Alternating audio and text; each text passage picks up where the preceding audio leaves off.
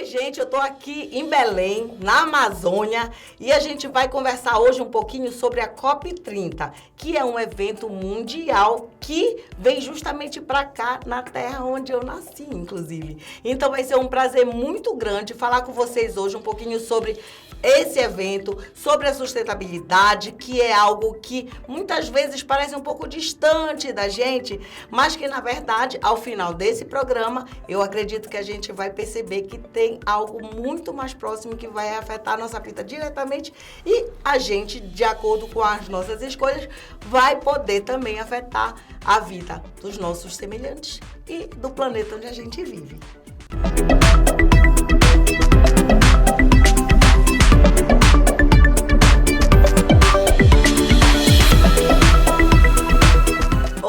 Sejam bem-vindos a mais um episódio do Pod Manas, que é esse podcast onde a gente discute sobre várias questões relacionadas à melhoria do nosso planeta dentro das organizações e também fora delas. E hoje a gente está aqui nesse episódio especial onde eu trouxe duas pessoas igualmente especiais.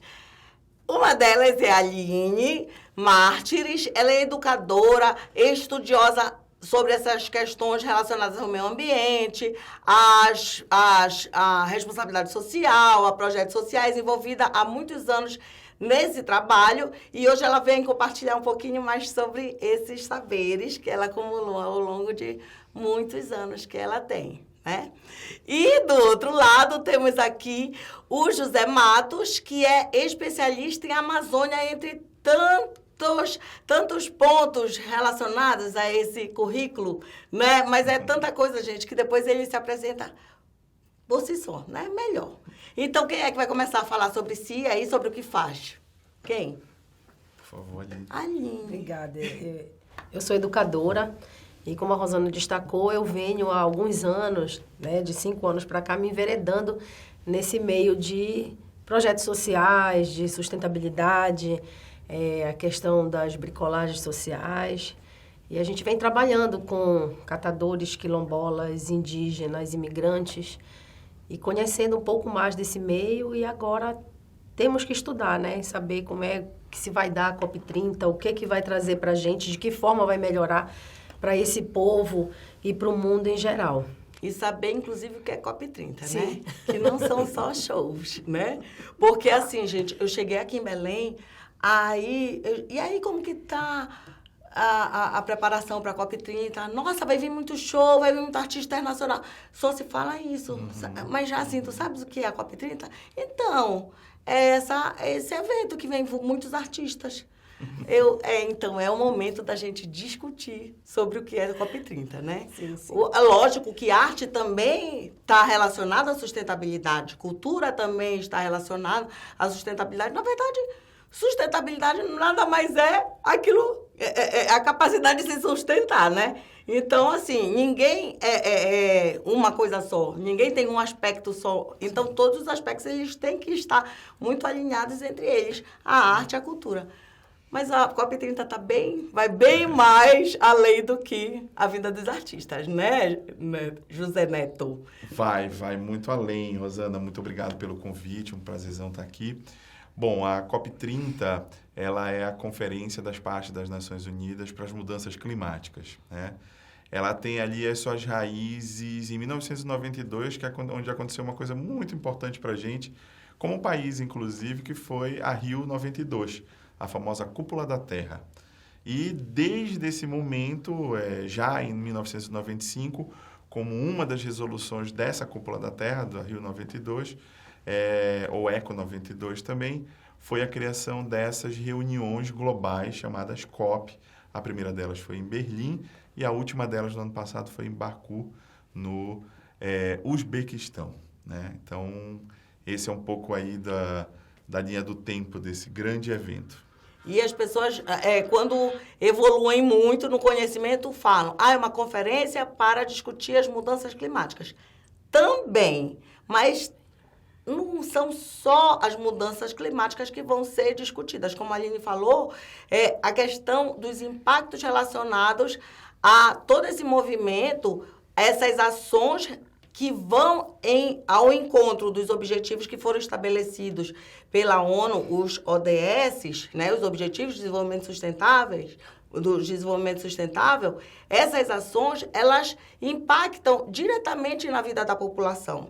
Então, a Aline, ela também tem esse trabalho relacionado às comunidades aqui na Amazônia, né?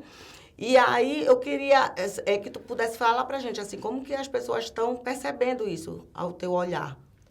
Na verdade, eu acho que, a partir de um certo momento, essas comunidades começaram a se sentir pertencentes, né, aos movimentos. A gente está numa época onde não dá para a gente negar que essa mudança climática ela vem ocorrendo, né? A gente está secando a Amazônia e enchendo lá o sul do país, o que é bastante estranho.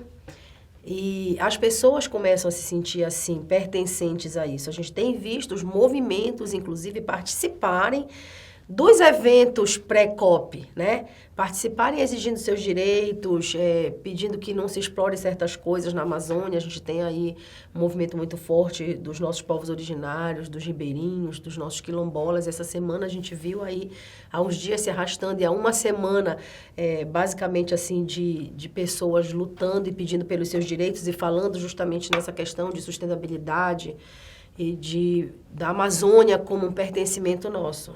Eu acho muito interessante que as pessoas que vêm à COP ou as pessoas que pretendem vir acompanhar e participar dessas questões, que olhem para os povos, né, que estão aqui. Olhem, claro, para a mudança climática como um todo, para as grandes empresas, para aquilo que a gente está produzindo de ruim para o planeta, mas que a gente olhe para os povos, porque... eu acredito, eu sei que muita gente pensa assim, que essas comunidades elas acabam sendo mais impactadas, né, por todas essas mudanças e por tudo aquilo que vem acontecendo no planeta. E quando eu te apresentei, José, eu falei assim, é um especialista em Amazônia, porque realmente é preciso conhecer muitos aspectos para entender. Hoje eu não sei se ainda é uma referência, mas quando eu era criança, assim, jovem adolescente, tinha aqueles documentários do Jacques Cousteau. Lembra? Que quando se queria saber sobre a Amazônia, ia na locadora, alocava, né? Sim. Documentário Jacques Cousteau. E aí ia ver tudo aquilo bonito, as aves voando, e o som dos passarinhos, e os peixinhos nadando e tudo. E assim... é a Amazônia que vê na TV, né? A gente não sente o calor, não sente a picada dos carapanãs, assim, o negócio... Gente, um dia desse eu estava lá no Maranhão, que também parte da Amazônia, sim, né? A Amazônia não se encerra na região norte. E aí, num território quilombola, eu juro para vocês. Aí a gente sentou, né? E aí, para conversar. Sentou, todo mundo conversou.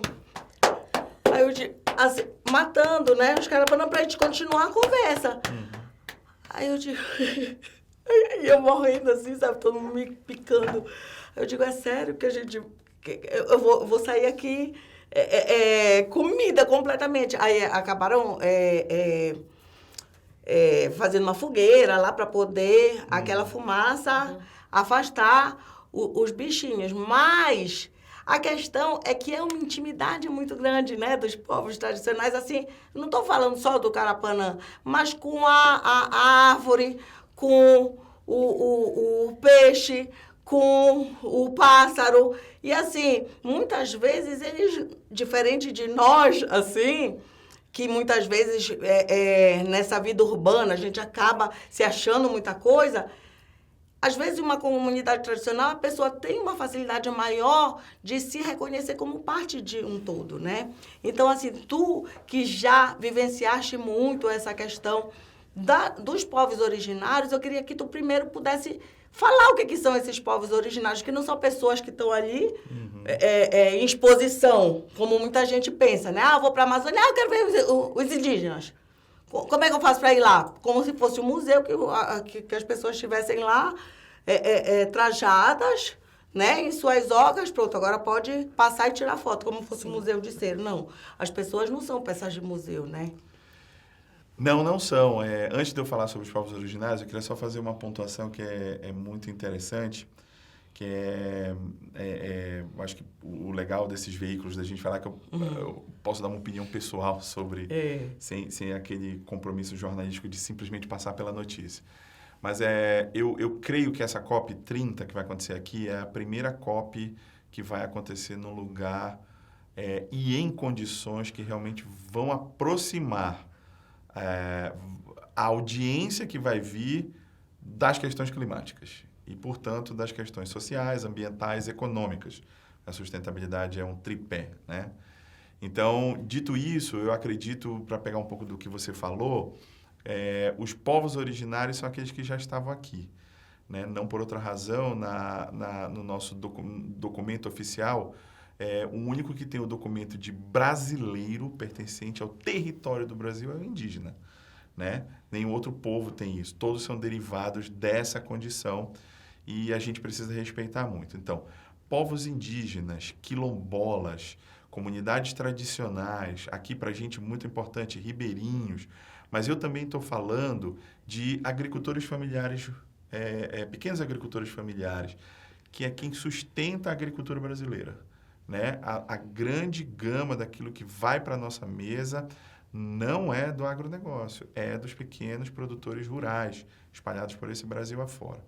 Então, essas populações, ainda que não estejam dentro da classificação muito particular dos indígenas, que são os povos originários, eu acredito que são aqueles povos que realmente trazem a história do Brasil nas suas veias, na construção, na desconstrução de muitas coisas. E a gente tem que observar muito bem e tem que interagir com eles.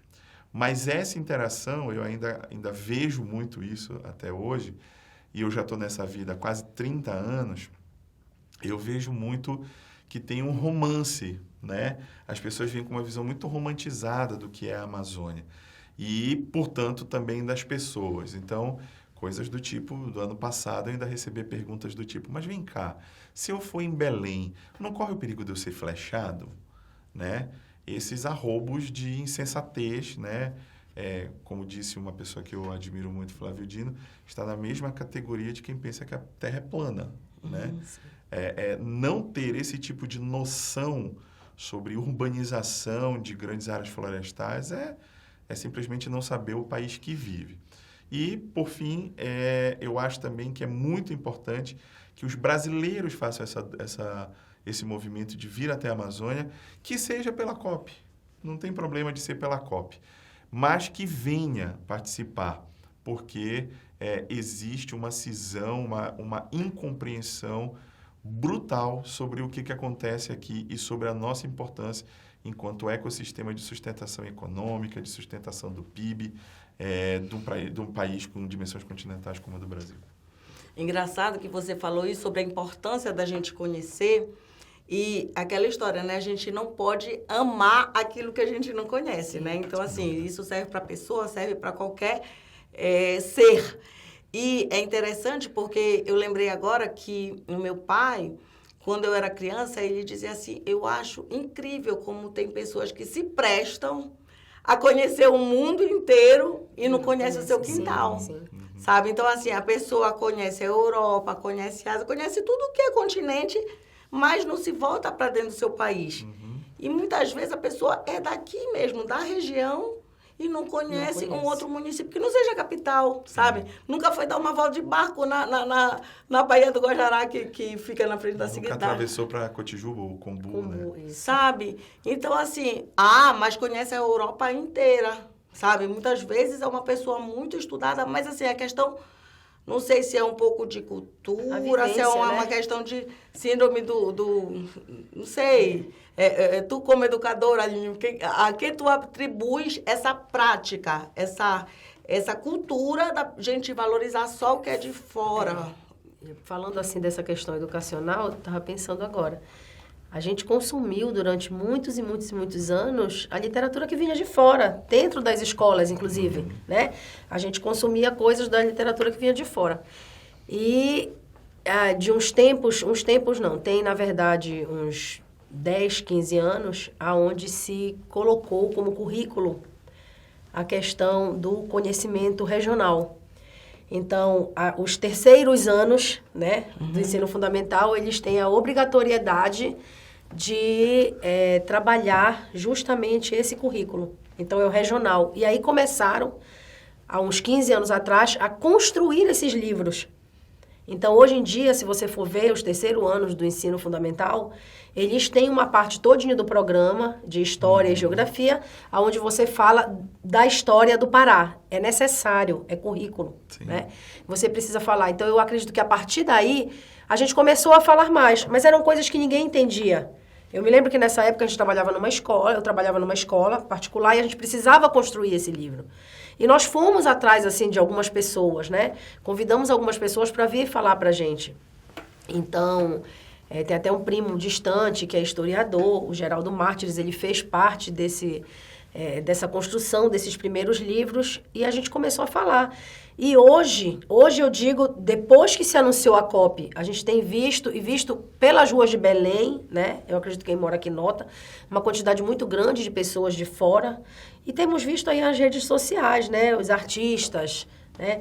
E as pessoas vindo e passeando no Cumbu, e ali fazendo vídeos e achando a Amazônia maravilhosa e começando a falar da nossa comida, de tudo aquilo que a gente vivencia o tempo todo e aqui agora está se mostrando. E a gente vai receber aqui, são 196 países, né? Isso. Que fazem parte da ONU, mais os territórios. A gente vai receber esse povo todo aqui, aí eu fico me perguntando, né? O José falou agora e eu fico perguntando, esse povo está preparado para vivenciar tudo isso? Para conhecer, né? É uma imersão e vai ser, além de um choque, eu acho assim que eles vão, eu não sei, como é que se diz, consumir muito isso vai fazer bem, eles vão sair daqui. E o que se espera, né, o que todo mercado está se esperando, o mercado imobiliário, hoteleiro, realmente tudinho, é que isso depois continue, a gente sabe que vai continuar. A gente, na verdade, vai abrir os olhos para a nossa região, né, e que venha um de cada vez, né? Não pisar, como o mosaico de Ravena, não pisar nos nossos jacarés, mas... Não queremos nossos jacarés tropeçando em vocês. Tem um lado bom e outro que realmente... Mas isso como tudo, assim, que foi implementado aqui na Amazônia, né? Não é de hoje que existem essas intervenções que acabam gerando impactos positivos, mas também os impactos negativos, né? Na década de 50 começou aquele boom dos grandes projetos na Amazônia e veio um monte de gente para cá. E a gente sabe que nem tudo são flores, né? E muito problema social acabou ocorrendo, muitas mortes e tudo. Aí eu queria que tu pudesse falar um pouquinho dessa questão dos impactos que esse tipo de iniciativa pode trazer, tanto positivo quanto negativo. Isso é uma coisa interessante, né? A gente, muito tempo estudando a coisa do desenvolvimento territorial, a questão do impacto também... O próprio conceito de desenvolvimento sofreu muitas metamorfoses. Mas a ideia principal do desenvolvimento, tal como a gente conhece hoje, ela vem da ideia de que o desenvolvimento não pode ser só acúmulo de riqueza, acúmulo de capital. Ele precisa ter uma outra condição que traga também bem-estar social, que traga também incrementos na infraestrutura básica para garantir saúde, para garantir educação e tudo mais. E isso é muito recente, isso é uma ideia que vem ali depois da Segunda Guerra Mundial. O estado de bem-estar social, com os relatórios da ONU sobre o desenvolvimento. E quando a gente fala de impacto, não é diferente. Então, a noção que a gente tem de impacto, primeiro é a noção da física, né? O impacto, quando eu choco duas forças, eu tenho ali um impacto. Aquilo gera, primeiro, energia, mas gera também perda de massa e dispersão de energia, né? E hoje, para quem trabalha com desenvolvimento sustentável, o impacto é entendido como aquilo que subsiste ao resultado da minha intervenção. Então, eu tenho ali um projeto, esse projeto construir uma hidrelétrica no meio da Amazônia. E para aí a gente está fazendo só um parêntese, o plano de estabelecimento das hidrelétricas no estado do Pará é de 1972. ele precisa ser revisto urgentemente. É dentro do Plano Guarani 2. É uma excrescência o que a gente tem ainda da forma como a gente implementa esses projetos. São muito importantes, mas são muito equivocados, dado o superlativo das dimensões do investimento, enfim. Então, fecha parênteses, o impacto é aquilo que subsiste. Então, se eu tenho uma hidrelétrica implementada, pronto, está aqui, a obra está feita, as turbinas estão gerando energia, está tudo certo. Mas e o que leva depois daí? Né? E as síndromes? Existe um estudo e existe uma definição chamada síndrome de migração, que é a síndrome observada em populações que têm que ser movimentadas por causa desses grandes projetos. Uhum. Isso foi lido e foi estudado, por exemplo, com o pessoal do Lago de Tucuruí, lá em Breu Branco, né, Tucuruí e tudo mais.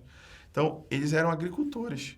Quando Tucuruí é inundado, eles precisam virar pescadores, né? Eu vivi uma experiência muito forte, há alguns anos atrás, onde um desses pescadores falou assim, olha, eu vou levar vocês num lugar muito especial para mim. Entrou no barquinho, a gente foi para o meio do Lago de Tucuruí e essa pessoa começa a chorar no barco e 5 pessoas completamente desconhecidas ali, sem saber o que fazer. Ele fala assim, olha, aqui embaixo está o túmulo dos meus pais e dos meus avós. Eu nunca mais vou poder chorar à beira do túmulo dos meus pais e dos meus avós. Então, esses impactos que são imperceptíveis, porque a gente vê que a grande obra está lá, eles precisam ser aterrados. E a gente só consegue perceber isso quando vai a campo, né? Uma outra curiosidade, já que eu falei das hidrelétricas, temos o maior parque de produção de energia hidrelétrica do Brasil e temos a conta de luz mais cara do Brasil. Sim. Isso é um impacto socioambiental brutal na nossa população, né? Então, isso leva a uma série de outras coisas. Os gatos, né, aquelas ligações clandestinas de eletricidade, que colocam a vida das pessoas em risco, que gera incêndios. A gente tem visto aí em alguns bairros periféricos de Belém, incêndios Mas não só lá, no próprio comércio, lojas. Então, o que é o impacto? O impacto hoje não atende mais aquilo que a física newtoniana trazia de causa e consequência. Por quê? Porque hoje os efeitos de causalidade são difusos, mas eu preciso ter essa noção de que o impacto é uma série de componentes que ocorrem a partir de uma dada intervenção e que gera um efeito, às vezes, castelo de cartas. Eu dou um clique aqui numa coisa e eu desmorono toda a estrutura. Como eu também tenho os impactos positivos. Eu faço uma pequena intervenção e aquilo me traz uma grande conquista. Por exemplo, os processos de irrigação do semiárido brasileiro, né, que trouxeram água para lugares onde não tem, e a agricultura foi permitida. A gente tem hoje estados do Nordeste que produzem vinhos que não perdem qualidade para os melhores vinhos do mundo. E a parreira, né, a uva, precisa de muita água para ser. Acho que é um pouco por aí. Pois é, porque é interessante, porque você até mencionou assim, tem certas coisas que só indo a campo para a gente ter noção. Sim. Porque é muito fácil você de longe, olhando pela sua TV, né, vendo a Amazônia e dizendo, nossa, mas esse povo é muito mal agradecido, né? Índio tudo preguiçoso, poxa, tá lá, fica de boa na rede o dia todo comendo e tudo, sabe? E assim, nas grandes metrópoles do mundo, por que as pessoas trabalham tanto e querem tanto dinheiro? Não é para chegar no ponto de ficar lá de boa, deitado na rede, e comendo e bebendo. Eu tenho uma amiga que é agricultora, né? Ela é presidente de uma associação. E aí ela estava falando do trabalho dela e tudo. Eu falei, e o teu marido? Ela falou, ele não quer emprego, não. Por quê? Ele acorda 5 horas da manhã. Aí ele vai pescar. Ele vai pescar e vai pegar os caranguejos, marisco, o que tiver, né? Mexilhão e tudo. Quando dá 11 horas, ele volta e aí ele já almoça e pronto, dorme.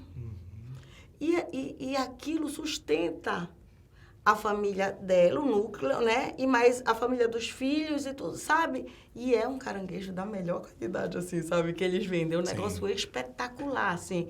E quando eu estava lá, você estava falando da agricultura familiar, da importância da agricultura familiar. Aí ela, vamos almoçar, vamos. Fulano, pega lá um maço de cheiro verde, pega lá um tomate, pega lá. As pessoas colhem e a gente vai comer aquilo na hora, gente. Tipo, precisa de tempero, é um negócio muito saboroso. Mas que cada vez menos chega nas nossas mesas, né? Cada vez mais tem que comer lá na base do extrato de tomate, das coisas assim concentradas, tratadas quimicamente. E a saúde, por outro lado, vai tudo por água abaixo, né? Então, assim, a gente falando de saúde, falando de qualidade de vida, de bem-estar, de geração de renda e do trabalho de uma maneira geral, assim, digno, né? Então, isso tudo são pontos relacionados aos ODS, né? E aí eu queria que vocês, aí quem quiser eu falar dos ODS um pouquinho, porque são bastante, né? São 17 porque assim... Começar 18, né? Agora, né? Agora com a desigualdade então, racial. pois é. Então, assim, é a questão é ONU, inclusive falaste ONU, ODS, COP30, ESG, 3R, assim, é muita sigla. E isso faz muitas vezes as pessoas agirem de uma forma mais confortável, dizendo o quê? Isso tudo aí é o povo da Matrix que está querendo dominar o mundo e mudar nossa mente e fazer as pautas, como para todo mundo ser LGBT, que ia aí entra numa viagem tão grande. É verdade. Que eu digo, gente, socorro. Então, pelo amor de Deus, assim, tentem explicar de uma maneira assim mais didática, vocês que são mais pacientes. Depois da Rio 92, né, a gente veio vindo às COPs e grandes protocolos, assim, para mudança climática, né, vieram das COPs. Kyoto, o de Paris, né, onde a gente sabe que para esses países... fecharem um acordo, é preciso que a grande maioria, ou toda a maioria esteja de acordo, o acordo oficial, ele envolve, né, muitos lados da moeda. E aí, eu fico pensando, José, né? José Porque a gente chama, só para esclarecer, a gente chama de Neto desde pequenininho, né? É muito grande. Tu achas que, assim, além da avaliação das outras COPs, né? Porque vem a COP30, vai se avaliar tudo... a questão dos créditos de carbono e tudo mais, essas questões mais profundas. Mas tu achas que é capaz que saia daqui um outro grande acordo escrito entre os países? Eu tenho certeza que vai sair outro acordo escrito pelos países e assinado pelos países. O problema é a implementação. O problema é fazer com que isso aconteça. Toda COP, ela tem um relatório final, ela tem um documento que declara o que os países, principalmente durante a convenção dos líderes, que acontece na primeira fase do evento, o que é que eles discutiram e acordaram. Então, Protocolo de Kyoto, COP3, Japão, foi um passo importantíssimo do ponto de vista da chancelaria mundial para falar sobre a redução dos gases de efeito estufa. Não funcionou. Ele não está lá. Volta-se a falar na COP21, 2015, Acordo de Paris. Isso. Assinaram. Para além da questão do efeito estufa, olha, se a gente não mantiver até 2 graus o aquecimento do planeta, que é derivado da emissão de gases de efeito estufa, principalmente a aceleração disso, né, a gente vai ter problema. Vamos colocar. E, junto a isso, a criação do fundo de financiamento dessa luta climática nos países. 100 bilhões de dólares. O fundo nunca foi implementado. Então, é necessário também que a gente diga que talvez essa COP, e eu acredito que vá ser a COP do povo, como eu falei antes, né? A COP, o histórico da COP trouxe para as pessoas que participaram, né? Primeiro, uma expectativa de que vão ser lugares super luxuosos, né? Lá em Dubai, né? A do Egito foi num resort 200 quilômetros do Cairo, um negócio assim magnífico, né? Baku, agora lá no Uzbequistão, foi totalmente reformulada, tem a sua riqueza e tudo mais. Belém do Pará não tem essa estrutura. A gente precisa ser muito claro e falar isso. Não temos essa estrutura hoteleira, de resort, não temos. tá? Então, isso vai ser um problema? Vai ser um problema. Vai ser um problema. Mas, como eu disse, eu estou confiante de que, pela primeira vez, a experiência da imersão possa trazer um choque de realidade. E por que eu acho que é importante também? Uma coisa que você falou logo no começo da sua fala, sobre povos tradicionais e tal, é que aqui na Amazônia nós temos um histórico de luta e resistência muito diferenciado. Muito Sim. diferenciado. A nossa organização social é incrível e a dos povos tradicionais é mais do que todas elas. Razão pela qual, 2 anos atrás, nós tivemos o Fórum Global de Bioeconomia aqui. No segundo dia, quando um grupo de indígenas não se sentiu representado, fez uma outra reunião em outro lugar e quase que desmantela a reunião por um todo. Né? Ocupação da SEDUC, por conta da revogação de uma lei sobre educação indígena e tal. Assim, a líder do movimento, uma das líderes do movimento, disse: a COP começa aqui. Né? Outros movimentos sociais já estão marcando as marchas para desembocar aqui em Belém em novembro. Então, eu acho que nós que estamos aqui, que temos certeza, por sermos amazônidas, de que essa é a nossa terra, é a terra, que a gente tem a graça de poder ir para a beira da cidade e ver o maior rio do mundo, com seus afluentes, né? Porque não é exatamente o Amazonas que passa na frente de Belém, mas os seus afluentes passando por aqui, e que pode olhar para o outro lado e ver a floresta totalmente conservada e que tem a abundância de poder, não vou trabalhar, mas eu vou pescar para minha família, eu vou catar as coisas, eu vou conseguir desenvolver isso. A gente que tem esse privilégio, a gente tem que andar de cabeça erguida, porque não tem outra região no mundo com o privilégio e com a importância de, ao mesmo tempo, ser a reguladora do clima global. Não somos o pulmão do mundo, já descobrimos isso. Somos o regulador do clima. E mais do que isso, hoje nós somos o território que tem o maior potencial de salvar, de trazer segurança alimentar para o mundo e segurança hídrica. Então, eu acho que é isso que o paraense, o belenense, o nortista tem que se, em primeiro lugar, orgulhar. Se não gostar das nossas ruas, paciência. Né? Também tem lugares na Europa que são intrafegáveis. Então, isso para mim não diz absolutamente nada. Agora, vir para cá com a antecipação, e a nossa secretária de Cultura deu uma resposta sensacional, que é a questão da inveja. Né? Como que um lugar desse tamanho, que quase não estava no mapa global das mudanças, ganha essa importância e recebe uma Copa. Quem são vocês? Somos paraenses. Isso. Somos belenenses. E é aqui que vai acontecer. Somos do norte, né? Então, eu acho que é importante a gente ter essa noção. Vai sair esse tratado, mas também acho que vamos ter que ter uma oportunidade gigante para que nós, enquanto sociedade, façamos uma pressão para não só o que vai sair, mas perguntar, vem cá, cadê o fundo de apoio? Né? Mercado de carbono, o texto que foi aprovado, está realmente condizente com a nossa realidade? E o projeto de rede jurisdicional do governo do Estado? Está funcionando? Vai ser implementado?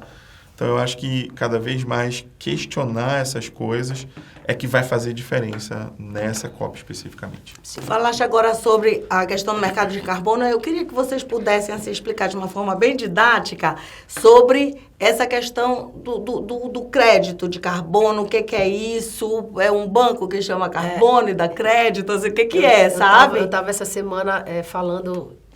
Meu filho tem 8 anos, né? E ele está vendo na escola aí. COP. Mãe, o que é a COP, né?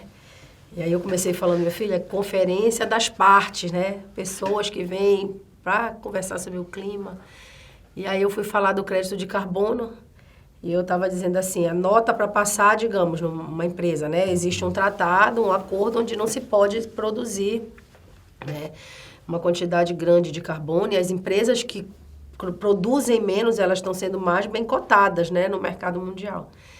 E aí é mais ou menos assim, a nota para passar é 7, né? A Rosana tirou 10 e eu tirei 4. Ela vai e me empresta lá 3 dela para que passemos as 2. Então, ela me vende esses 3 pontos, né? Isso aí é o mercado de carbono que a gente vê tanto, mas o carbono, ele é medido, como é que é um crédito carbono? Eu estava lendo essa semana que é o equivalente a 500 extintores de incêndio, um crédito de carbono. Bom, eu acho que você foi didaticamente perfeita. Quando alguém emite mais carbono do que outras pessoas da mesma área, o crédito de carbono começa principalmente por causa da ação das empresas, né? E o crédito de carbono é uma ação de mitigação de risco, certo? E ele gera um crédito para quem é aquele que está gerando mais, mas tem ali, por exemplo, uma floresta que está próximo, está ajudando a manter aquela floresta, está restaurando aquela floresta, está bancando aquelas pessoas que estão ali naquele entorno para preservar a floresta. Ele pode pagar por esse serviço ambiental.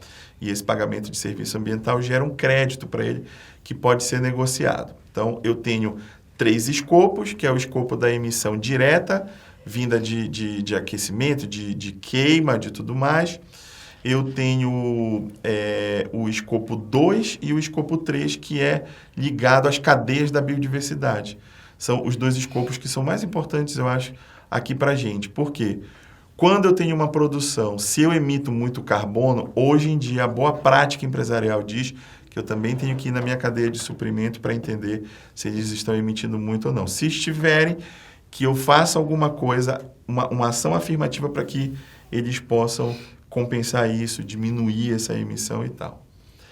E essa é uma das resultantes daquilo que a gente chama das práticas de ESG, né? Então, você tinha perguntado das siglas e tal. Primeira coisa que a gente precisa desmistificar, sustentabilidade não é a mesma coisa que ESG. Não é a mesma coisa. A sustentabilidade é o quadro normativo, científico, teórico, tem muita prática envolvida. A primeira delas, talvez, de transformar isso numa ação, foi a Agenda 21, que foi lançada na Cúpula da Terra, lá na Eco 92, né? Que é uma agenda onde os territórios se organizam para responder aos seus desafios socioambientais. O que é o ESG? O ESG faz a mesma coisa, só que do ponto de vista das empresas. Então, Comissão de Valores Imobiliários dos Estados Unidos, grupos de investidores e mais o Pacto Global, que é o braço da ONU que trabalha com empresas, se reúne lá no começo dos anos 2000 para responder uma pergunta. Onde que eu posso botar o dinheiro e não criar telhado de vidro? Onde que eu posso investir? Quem são essas empresas? O que é que uma empresa precisa ter para ser considerada sustentável? E aí vem o ESG, Governança Social e Ambiental.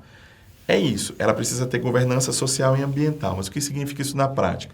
Significa isso que a Aline disse em relação aos créditos de carbono.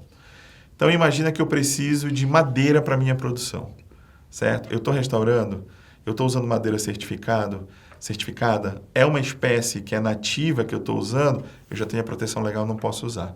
Se eu estou inserindo uma espécie estranha ao meu meio ambiente, eu tenho que compensar aquilo, eu tenho que entender qual que vai ser o impacto daquilo, né? E coisas simples também. Eu vou substituir o uso de copos plásticos pelo meu próprio squeezezinho lá de plástico que eu vou levar de casa, que eu vou ficar responsável por lavar. Menos plástico no mundo. Então, a grande maioria das ações de ESG, de sustentabilidade, são ações mitigatórias. Só tem uma questão. É que agora a gente precisa pensar no futuro também. Então, eu preciso antecipar alguns movimentos. Que movimentos são esses? Evitar que espécies sejam eliminadas. Pensar que aquele território que eu estou usando ali, se é um pasto, se está degradado, que eu tenho que fazer um outro sistema de implementação agrícola para eu não exaurir a terra, porque outras pessoas vão vir. E por aí vai, temos N exemplos. Então, desde a forma como eu contrato na minha empresa, desde a forma como eu faço questão de ter pessoas negras, LGBTQIA+, mulheres em posições de liderança, todas essas ações estão a serviço da sustentabilidade global do ponto de vista das empresas. E é importante a gente esclarecer também que sustentabilidade não é algo que está lá na frente, lá no futuro. é algo que impacta a nossa vida no presente, porque muitas vezes a pessoa vai deixando e acaba não se preocupando em relação a agir imediatamente, porque pensa que isso aí não vai fazer diferença nenhuma. Por exemplo, eu sou daqui, mas eu moro em São Paulo. São Paulo vive faltando luz, gente, assim, sabe? Tá uma crise terrível, sabe? E não é só em São Paulo, sabe? Sim. E a gente sabe que esse problema, de repente, do nada, o dia fica preto, sabe? Quantas vezes eu tava lá em São Paulo, 8 horas da manhã, 9 horas da manhã, escureceu, anoiteceu. Entendeu? Aí depois a gente vai ver que teve uma queimada não sei aonde, sabe? Aqui, né, a gente acorda às vezes com a fumaça de queimada na nossa porta, né? Mas não vamos longe, a gente aqui de Belém tinha o ditado, a gente marca o encontro para depois da chuva, né? Antes ou depois da chuva. Não temos mais esse relógio regulado ultimamente. O período de chuva demora mais, chega mais cedo, tá uma confusão aí, né? Junto com todas essas crises climáticas, eu acho também que o modelo de produção humano, que tem muito a ver com a nossa matriz energética, que é o cerne da discussão da COP, as COPs não existiriam se não fosse a nossa escolha como humanidade de basear as nossas principais ações em combustíveis fósseis. É isso, em combustíveis que não são repostos, que geram queima, que geram... isso é que está na base da discussão. As mudanças climáticas estão fundamentadas aí. Tem outras coisas, eu estou sendo simplista, mas enfim. Mas existe uma crise institucional também. Existe uma crise onde o fazer político, né, o fazer social, a política não partidária, que é a política que eu faço com o clube de mães da minha esquina, com a minha participação social, com a construção de projetos sociais, como que a Aline liderava, que era fabuloso. Como outras coisas assim, isso foi perdendo o interesse das pessoas, né? E, portanto, eu tenho também uma diminuição de lideranças e do altruísmo natural desses processos sociais. Com base nisso, eu passo por uma violenta desconstrução do processo de aprendizado, né? E aí eu tenho péssimas escolhas de políticos e tal. Então, mais uma vez, impacto, né? Não tem uma única causa, mas toda essa celeuma do que está acontecendo na comunidade, na sociedade hoje, tem impactos nas nossas decisões. E, para finalizar, tá no nosso dia a dia, pessoal, se eu planejar melhor as minhas compras do mês e deixar de estragar comida, eu já vou estar contribuindo absurdamente para a sustentabilidade global. Mais de 1 bilhão de pessoas passam fome no mundo hoje. Eu estou falando de 1/7 da população global. Quiçá mais, porque esses números flutuam bastante. Então, segurança alimentar é um problemaço, né? Quantos quilos de arroz você joga fora da sua casa todo tempo, né? Se você podia melhorar a tua compra. Enfim, tem dicas do dia a dia para melhorar a nossa atuação sustentável.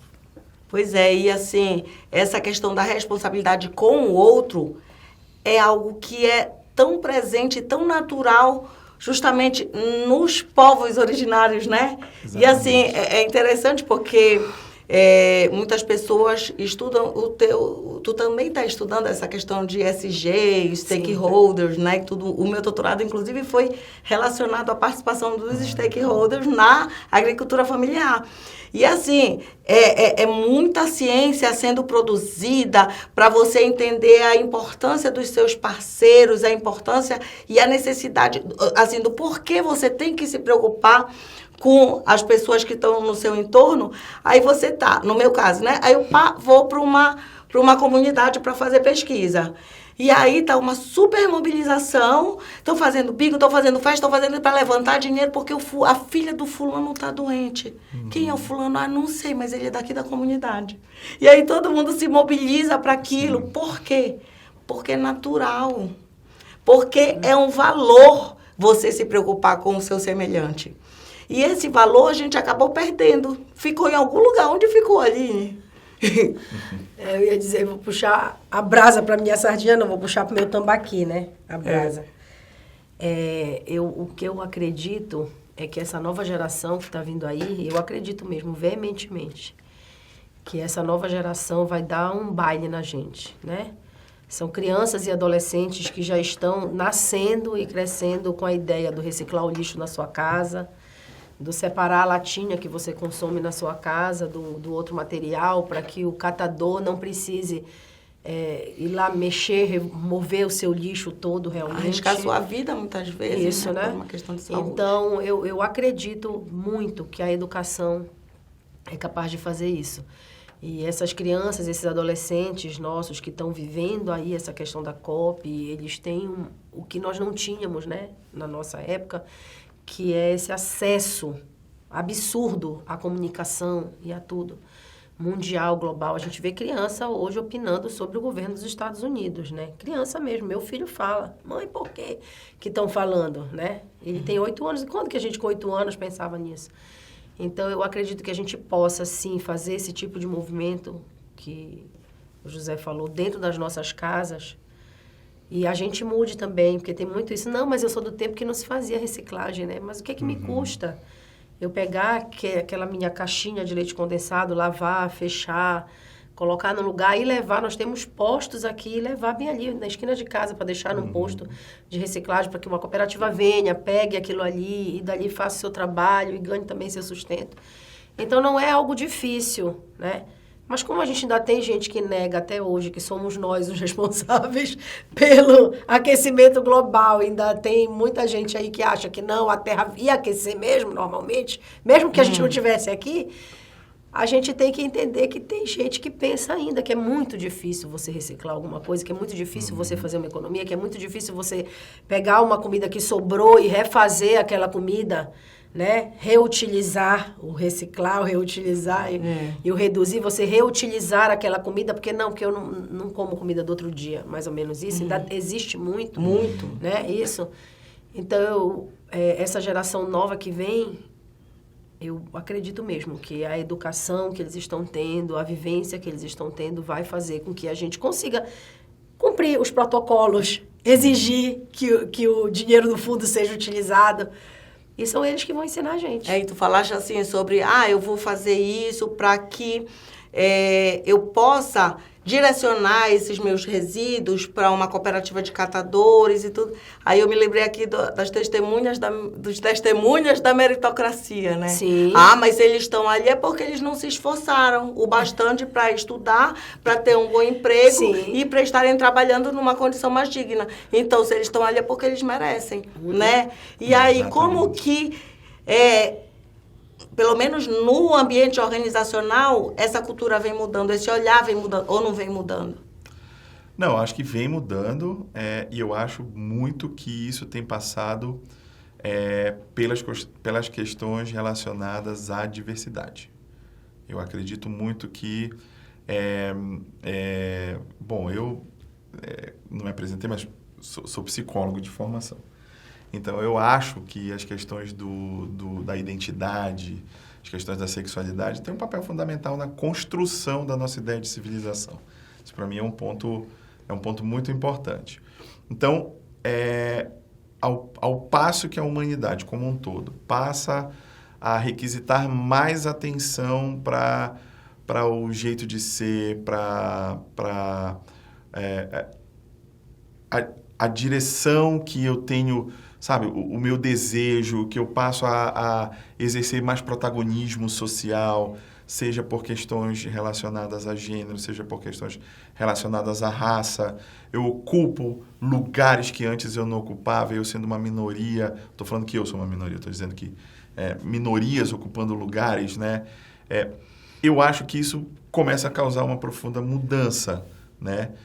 E eu acho que é por isso também que as próximas gerações vão nascer já num berço um bocado mais sensível, porque já um caldeirão com muito mais possibilidades de existência e de expressão da sua identidade, né?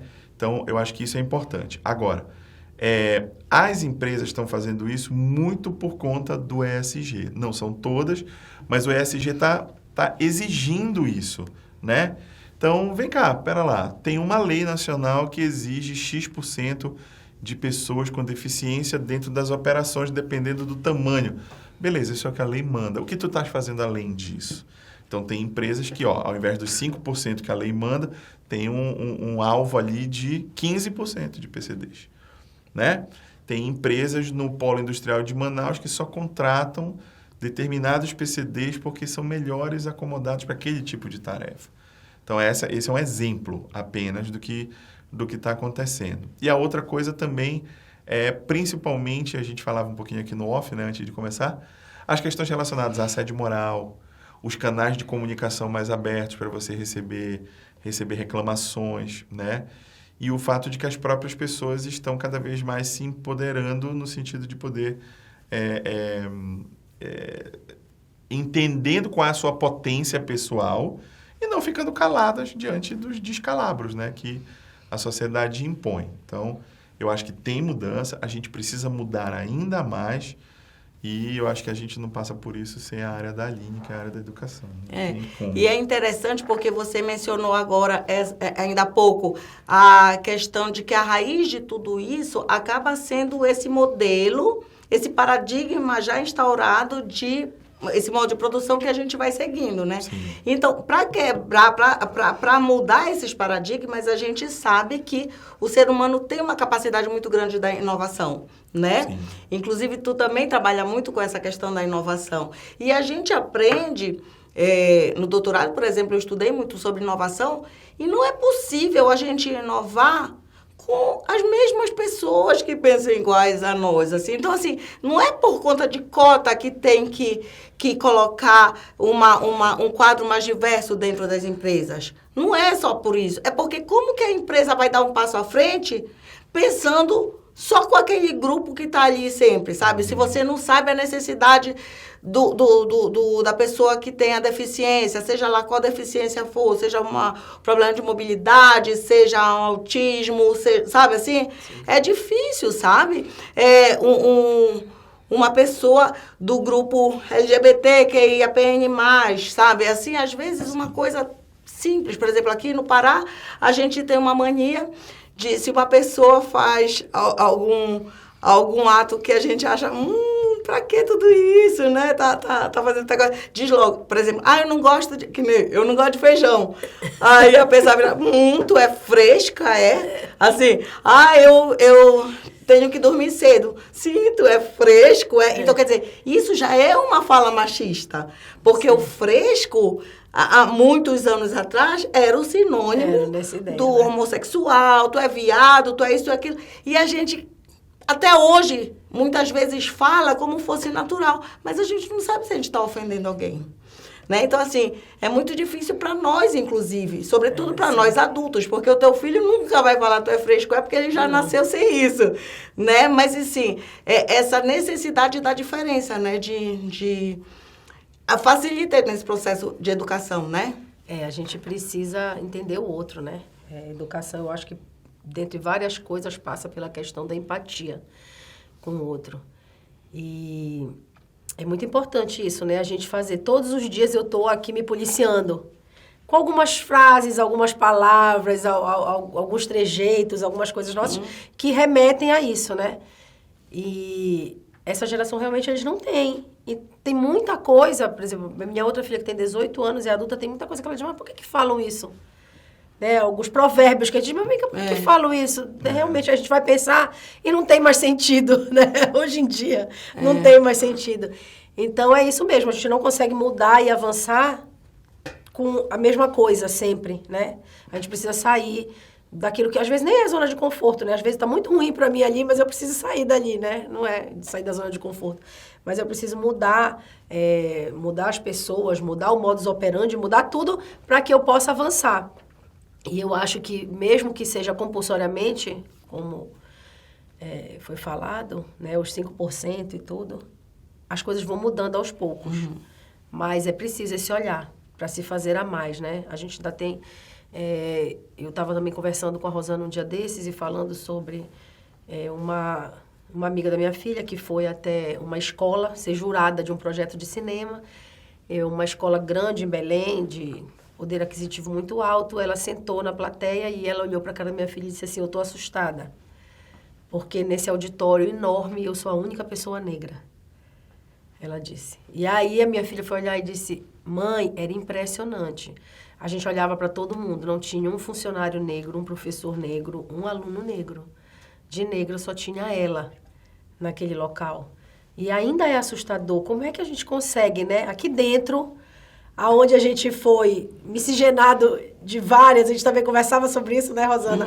A questão das raças se juntando, que a gente foi miscigenado de tantas coisas, a gente ainda conseguir ter um local aonde só tenha pessoas brancas. Como a gente consegue fazer isso, né? De que forma?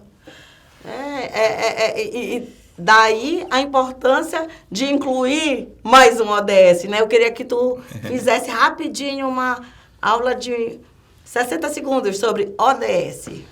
O que é isso? Não, porque a minha preocupação é que tem gente que, por não saber o que simplifica e acha mais confortável dizer, isso aí é pauta de gente que quer a cultura... woke, como é? Negócio que quer que todo mundo vire gay, pronto. Nem demos esse espaço.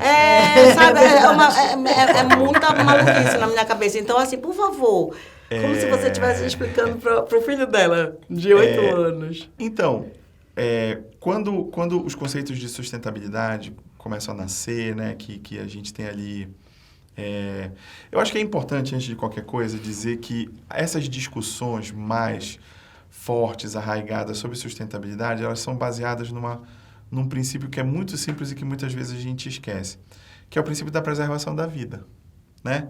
Assim, sustentabilidade, os movimentos de desenvolvimento humano, o índice de desenvolvimento humano, ele vem a reboque da discussão pós-Segunda Guerra Mundial, implementação da Declaração Mundial dos Direitos Humanos, né?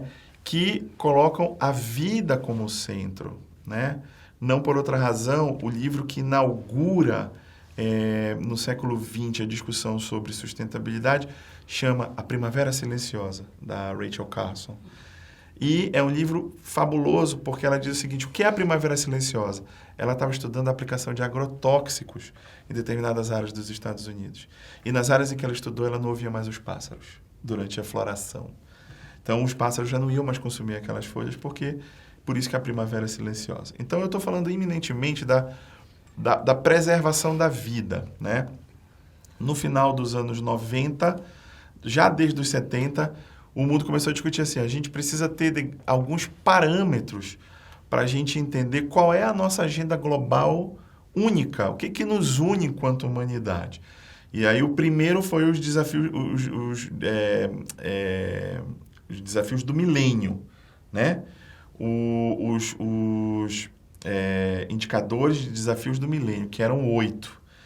E depois disso, em 2015, isso foi modificado para os ODS, os Objetivos do Desenvolvimento Sustentável da Humanidade. Tem 2 ODS que nunca mudaram, sempre foram desafios do milênio. Combate à fome e à pobreza, né? Então, isso é o básico. Se eu não tenho como alimentar, se eu não tenho como administrar a vida do ponto de vista mais básico, não faz sentido eu ter pacto civilizacional. Eu já erodi todo o meu pacto civilizacional. Como é que eu faço isso? Eu faço isso tendo ações, e aí eu tenho que passar pela educação, pela equidade de gênero, eu tenho que passar pelo bom uso do solo, pelo bom uso dos oceanos. Eu tenho que ter o ODS 17 que diz que todos eles têm que estar juntos, coordenados para o esforço global pela paz. Se a gente olha o mundo hoje, não preciso nem medir, mas se a gente for lá no site Agenda 2030 dos ODS, agenda2030.org, visitem esse site. Vocês vão ver que o pior ODS que tem é o ODS 17. E basta você olhar para o mundo para você entender. O Brasil está propondo o ODS 18, que é o ODS que fala sobre igualdade racial, né? Que é uma coisa que está mesmo fora da pauta e vai muito ao encontro daquilo que você estava conversando. E existem muitas discussões sobre o fato de, por exemplo, fenotipicamente, como eu apareço para o mundo, eu sou branco. Mas, se eu for fazer uma restauração de DNA, eu não sou branco eu não sou branco geneticamente. Não existe essa possibilidade, porque a miscigenação do Brasil é muito profunda. A questão é que eu também não posso me declarar como pardo, porque existem aí alguns limites disso. Mas é para a gente entender que há muitas nuances dessa questão de como é que eu vejo isso, questão de raça, cor, gênero. Então, os ODS, resumindo, é um esforço liderado pela ONU, pela maior parte dos signatários, de a gente colocar uma agenda comum global. Né? O que é que eu preciso fazer para que a humanidade prevaleça? Lembrando que a frase inaugural da sustentabilidade dos anos 70 para cá é a do Fritjof Capra, que diz: a sustentabilidade é a capacidade que eu tenho de usar os recursos de uma geração sem impossibilitar as próximas gerações de utilizar os mesmos recursos, né? É uma frase utópica, mas, do ponto de vista da utopia, eu estou mais com Galeano, o Eduardo Galeano, que diz que a utopia serve para a gente continuar andando. É verdade, porque esse Capra, com todo respeito, mas ele jogou mais para frente essa história da sustentabilidade, né? Não, deixa eu usar aqui, depois o pessoal da frente se vira. Ainda tem essa justificativa. Só que não, né? Só que não é mais para frente, é o presente mesmo, né? Então, é importante que a gente pense que a gente tem a responsabilidade com o futuro, mas a gente tem a responsabilidade com o presente também. Então, no meu mestrado, por exemplo, eu estudei muito sobre o turismo sustentável e a criação de cenários para esse turismo sustentável no Brasil. E é engraçado que muitos artigos científicos tratam desse turismo como turismo responsável, não turismo sustentável. Porque muitas pessoas argumentam que quando você usa a palavra sustentável, automaticamente a pessoa, não é comigo. Sim. Mas quando fala responsável, então eu tenho a responsabilidade. Então, vamos acabar com essa diferença entre sustentabilidade e responsabilidade, porque, na verdade, é a mesma coisa, né? Então, é importante que eu seja responsabilizado pela vida atual e futura. Né? Por quê? Porque eu sou ser humano e eu pertenço a essa raça humana. Então, eu tenho responsabilidade para com os meus semelhantes. Só que, como eu falei, isso é muito presente nas comunidades originárias, assim, dos povos originários. Mas, assim, quando a gente olha para o lado, parece que está todo mundo correndo, não sabe nem para onde, né? Parece o negócio do coelho da Alice, né? Mas, foi aí que a gente acabou se perdendo, né, Aline? Mas eu queria as tuas considerações finais, assim, Aline, porque é um papo que a gente pode falar muito, muito, muito, né? Sim, com certeza. Até 2030, ininterruptamente, né? E nem assim vai ser suficiente, talvez. Eu tô esperançosa. Voltando a falar de COP, né? Esperançosa de que, como eu perguntei, que será que sai algum tratado, de que saiam tratados que sejam cumpridos, de que a nossa região, de que o norte do país seja visto de forma diferente do que é visto até hoje, de que as nossas comunidades todas, né, os ribeirinhos, os quilombolas, os povos originários, que eles sejam vistos e ouvidos, né, para que a gente continue e volte para essa vibe de viver como eles vivem, pensando no outro, e que seja realmente uma discussão entre todos os países, eles pensando um no outro, né? A gente vai fazer aqui, nessa região tão importante para o clima mundial, e eu espero que daqui saiam grandes ideias e que eles não fiquem, não, eu vou fazer, tem que ser desse jeito porque eu quero produzir mais ou menos, pensando só na questão econômica e pensando, sim, na nossa responsabilidade com as gerações futuras. E as tuas considerações finais, José? Antes de vender teu peixe, depois tu vai falar o que tu fazes aí, que tu faz um bocado de coisa, né? Não, eu estou até usando uma colazinha aqui, que eu acho que é importante a gente falar sobre isso, que é o seguinte, para a COP30, eu acho que tem uma pista já publicada, que eu acho que os espectadores podem ir atrás, que é a Declaração de Belém. A Declaração de Belém, ela foi assinada ela reúne 113 compromissos para o desenvolvimento sustentável e a proteção da Amazônia. Mas não só da Amazônia brasileira, da Panamazônia, que também abriga aí outros países da América do Sul. Por que essa carta é importante? Porque ela foi assinada durante a Cúpula da Amazônia, em 2023. Foi a primeira vez em 42 anos que todos os países da Panamazônia estiveram reunidos e mais países que assinam também o Tratado das Florestas Tropicais, como Congo, Nigéria, que também tem florestas tropicais semelhantes à da Amazônia. E vieram aqui em Belém para discutir isso. Então, a principal... Bolívia, Brasil, Colômbia, Equador, Guiana, Peru, Suriname, Venezuela, tá? Os objetivos para a implementação de uma agenda comum de cooperação na Amazônia. E essa palavra, pessoal, é a palavra que tem que ficar com a gente se a gente for participar direto ou indiretamente da COP. Cooperação. A gente não pode mais trabalhar isolados como Estado, como cidade e como pessoas. A gente precisa voltar à questão do coletivo. Rosana abordou a questão da inovação. Para mim, a inovação, como ela é vista hoje, ela tem uma limitação. O maior manual que fala sobre inovação no mundo é o manual de Frascati. E lá ele tem uma condicionante para a inovação, que é o sucesso comercial daquilo que eu implemento. E eu digo que a gente precisa voltar para aquela inovação da época da pedra lascada, onde eu invento uma ponta de lança, porque vai ajudar coletivamente o grupo a caçar melhor e, portanto, eu ter melhor subsistência, né? Então, esse movimento de retorno ao grupo, de você sentar com seu colega de escola, de você discutir isso, eu acho que talvez essa próxima geração vá ser a geração, e eu já não sei mais se é Z, Y, KRM, sei lá, não sei mais qual é. Por enquanto está na Z. Por enquanto está na Z. Mas essa próxima, que vai chegar, né, ela precisa ter essa noção de que a gente precisa novamente ter a cooperação, o funcionamento de grupo como essenciais. Eu acho que a COP30 vai falar muito nisso, senão a gente vai voltar àquela fase, né, como uma vez perguntava para o Einstein, como é que vai ser a Terceira Guerra Mundial? E ele disse, a terceira eu não sei, mas a quarta vai ser com arco e flecha. Então, essas são as considerações finais. Pois é, e interessante você falar também, porque aí eu lembrei, você estava falando da inovação, aí estava falando sobre... O que estava falando mesmo? Que eu me esqueci que eu tenho TDAH. Sobre a condição de mercado da inovação? Eu lembrei.